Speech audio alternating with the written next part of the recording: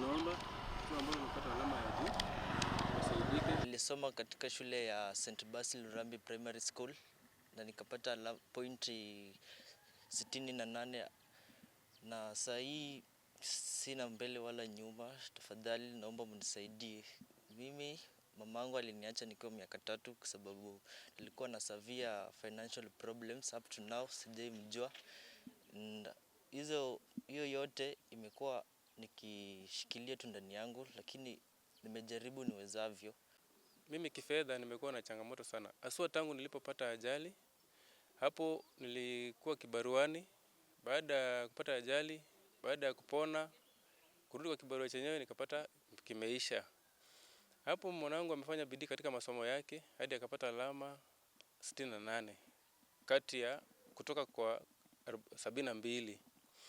Sasa yeyote aliye huko nje ningeomba nisaidie ili mwanangu aende shule. Alikuwa ameitwa Butere Boys High School. Mimi sina uwezo.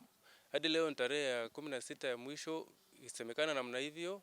Watoto wanachukuliwa leo, siku ya mwisho, sijui nitafanya nini. Sina mbele wala nyuma. Yeyote ambaye anaweza nisaidia, akuja anisaidie. Ili mtoto anataka kuwa daktari, neurosurgeon, asaidike.